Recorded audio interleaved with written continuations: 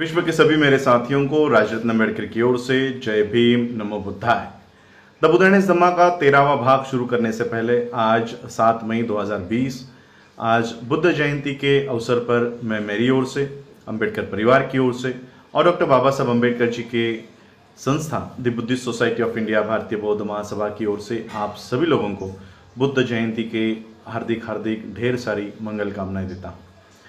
The बुद्धाइज धम्मा के 13वें भाग में हम लोग देखेंगे कि बुद्ध के मन में क्या वो संशय, क्या वो संदेह, क्या वो शंका उत्पन्न हुई।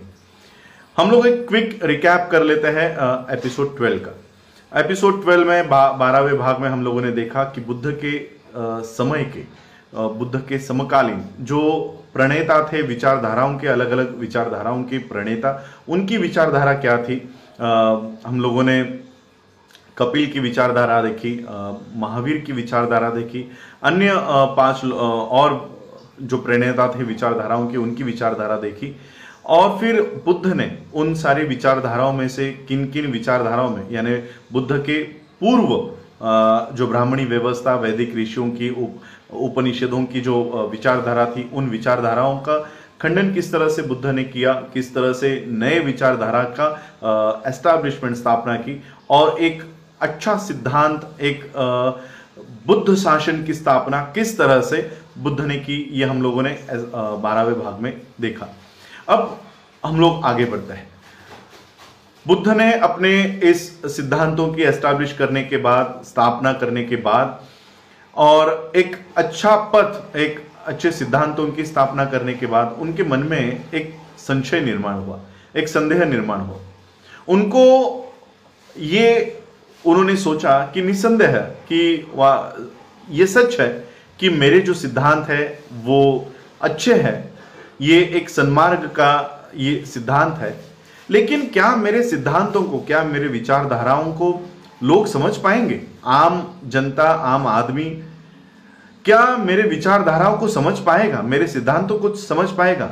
आम इंसान तो छोड़ो, क्या बुद्धिजीवी लोग, बुद्धिमान भी मेरे इन सिद्धांतों को समझ पाएंगे? वो उनके लिए कठिन होगा। विश्व के जो लोग हैं, इनकी मान्यता आत्मा में है, भगवान में है। क्या ये लोग मेरे धम्म को समझ पाएंगे? यहाँ के लोग, भारत के लोग, ये कर्मकांड में फंसे हुए हैं, विधि में, बलि में इनकी मान्यता है, इनका विश्वास है। क्या वो उस विश्वास को त्याग कर पाएंगे? विश्व के लोग ये कर्म के सिद्धांत को मानते हैं, ब्राह्मणी कर्म के सिद्धांत को मानते हैं कि पिछले जन्म में किया हुआ पाप है जो इस जन्म में हम भुगत रहे हैं। क्या इस विश्वास को वो त्याग कर सकते हैं? आत्मा अमर है, इस तरह से यहां के लोगों में ये विश्वास है। और मेरे धम्म में, मेरे सद्धम्म में, मेरे सिद्धांतों में आत्मा का कोई स्थान ही नहीं है। आत्मा, कोई स्वतंत्र अस्तित्व इस आत्मा का नहीं है और मरने के बाद भी कोई आत्मा नहीं होती। तो क्या मेरी इन विचारधाराओं को, मेरे इस सिद्धांतों को, मेरे इस टीचिंग्स को, शिक्षाओं को यहां के लोग ग्रहण कर पाएंगे? बुद्ध ने सोचा कि ये मनुष्य जाति जो है ये बहुत स्वार्थी होती है और वो अपने ही स्वार्थ में आनंद मानती है, उसी में ही मजे लेती है। और मेरा जो धम्म है ये स्वार्थ से ऊपर सन्मार्ग का धम्म है। क्या इन लोगों को अपना स्वार्थ छोड़ के, क्या ये लोग सन्मार्ग पर चल पाएंगे? बुद्ध ये सारी बातें सोच रहे थे। क्या इस विश्व के लोग मेरे धम्म को, मेरे सिद्धांत को समझ पाएंगे? और अगर समझ भी लिया तो क्या उसको स्वीकार कर पाएंगे? और अगर स्वीकार भी कर लिया तो क्या मेरे धम्म के ऊपर वो पालन कर पाएंगे, अनुकरण कर पाएंगे?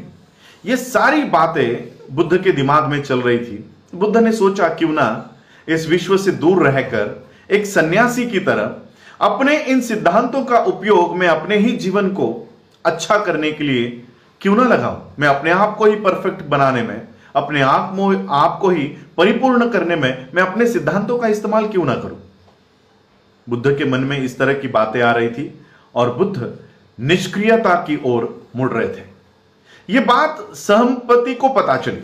सहमपति को पता चला कि बुद्ध के मन में किस तरह के विचारों का घर हो रहा है और बुद्ध किस तरह से इस विश्व को अपने सद्धम्म से और अपने शिक्षाओं को और अपने सिद्धांतों को बताने से वो निष्क्रियता की ओर चल रहे हैं। और फिर सहमपति को यह बात पता चलने के बाद सहमपति ने अपना प्रदेश छोड़ा।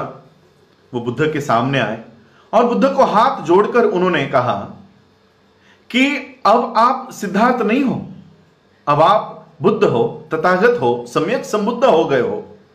अपने ऐसे मार्ग की स्थापना कर ली है, अपने ऐसे सिद्धांतों का आविष्कार कर लिया है जिससे ये सभी लोग जो दुखी है वो अगर इन सिद्धांतों को सुनते हैं तो वो दुख से बाहर आ सकते हैं। क्या तथागत अपने सिद्धांतों को इन लोगों को दुख से बाहर निकालने के लिए उसका प्रचार नहीं करेंगे? तथागत एक नोकीले पर्वत पर खड़े हुए एक ऐसे संबुद्ध है जो अपने अगल बगल में खड़े हुए मानव जाति को देख रहे हैं जो दुख से पीड़ित है। क्या वो इन लोगों के पास जाकर क्या उनको दुख से बाहर नहीं निकालेंगे? और इसलिए मैं आपसे विनती करना चाहता हूं कि ये जो सिद्धांत है ये आप लोगों तक जाकर उसको बताएं, लोगों को बताएं। बुद्ध ने सहमपति से कहा कि हे सहमपति, मैं अपने सिद्धांतों का प्रचार इसलिए नहीं करना चाहता था क्योंकि व्यर्थ की वो दूसरों के लिए और मेरे लिए भी वो परेशानी ना हो। मैं चिंतित था, इसलिए मैं अपने सिद्धांतों का प्रचार इस विश्व में जाकर नहीं करना चाहता था। लेकिन यह सच है कि कोई तपस्या करने वाला तपस्वी भी इस विश्व से दूर नहीं रह सकता। कितना भी इस विश्व को अवॉइड करने की, इसको टालने की हम कितनी भी कोशिश करें, हम इस विश्व को टाल नहीं सकते। और इसलिए इस तपस्वी जीवन का मैंने त्याग किया था कि यह तपश्चर्या व्यर्थ है। इस विश्व से दूर जाने की बजाय इस विश्व में ही रहकर इस विश्व को एक अच्छी जगह बनाने की यह आवश्यकता है। और इसलिए मैं अब इस विश्व में जाकर अपने इन सिद्धांतों का मैं प्रचार करूंगा। मैंने तपस्या का त्याग ही इसलिए किया था और मैंने परिव्रजा भी इसलिए ली थी क्योंकि इस विश्व में दुख है, इस विश्व में दुख है और उन दुखों का निराकरण करने वाला मार्ग ढूंढने के लिए मैंने यह परिव्रजा धारण की थी। अब वो मार्ग मुझे पता चला है, अब यह मार्ग मैं लोगों तक जाकर बताऊंगा और उनको उन दुखों से मुक्त करके एक सन्मार्ग के ऊपर मैं उनको लेकर आऊंगा। संपत्ति को जब यह पता चला कि बुद्ध अब अपने सिद्धांतों का प्रचार और प्रसार करने के लिए अब विश्व में जाएंगे और विश्व के लोगों को उनका धम्म सुनने का मौका मिलेगा, वो आनंदित होकर वो अपने प्रदेश में लौट गए और लौटते लौटते सभी लोगों को ये सुखद वार्ता, ये खुशखबरी देते हुए वो चले गए कि बुद्ध अब विश्व में आएंगे और विश्व के लोगों को, ये सारे लोगों को दुख से दूर करने वाला मार्ग वो उनको बताएंगे। और फिर बुद्ध ने अपने धम्म की योजना बनाई और इस धम्म के योजना में उन्होंने दो ग्रुप किए, दो गट किए। एक संघ कहलाता था जो भिक्षुओं के लिए था और एक उपासक कहलाते थे जो घरेलू जिंदगी बिताकर बुद्ध के धम्म का पालन कर सकते थे। इन दोनों के लिए बुद्ध के धम्म की योजनाओं में दोनों के लिए अलग अलग नियम थे। भिक्षु और उपासक, इन दोनों के जो नियम थे, सिर्फ 4 नियम भिक्षुओं के लिए अलग थे जो उपासकों के अलावा भिक्षुओं के पास थे। भिक्षु, इनको उन नियमों का अगर उल्लंघन किया जाता है तो भिक्षुओं के लिए शिक्षा उसमें थी।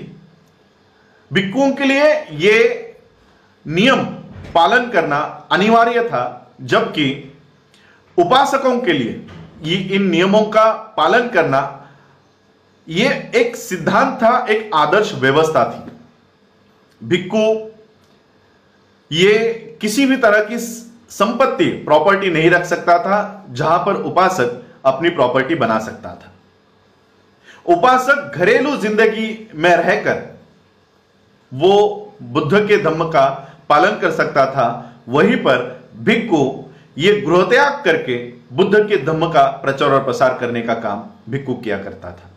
तो इस तरह से बुद्ध ने अपने धम्म का ये पॉलिसी, ये योजना उन्होंने बनाई और बुद्ध अपने धम्म का प्रचार और प्रसार करने के लिए, अपने सिद्धांतों का प्रचार और प्रसार करने के लिए इस जग की ओर, वर्ल्ड की ओर, विश्व की ओर वो अग्रसर हुए और इस विश्व में आके उन्होंने मानव कल्याण का ये धम्म सभी लोगों को अपने धम्म से उन्होंने परिचित करवाया। और किस तरह से बुद्ध ने अपने पहले प्रवचन किनको दिए और उस पहले प्रवचन में बुद्ध ने क्या वो सारी बातें बताई, ये हम आने वाले भाग में देखेंगे। आज आप लोगों ने मुझे सुना, उसके लिए आप सभी लोगों का आभार। फिर से एक बार आप लोगों को बुद्ध पूर्णिमा के, बुद्ध जयंती के ढेर सारी मंगल कामनाएं। आप लोगों ने मुझे सुना, उसके लिए आभार। जय भीम, जय भारत, जय बुद्ध।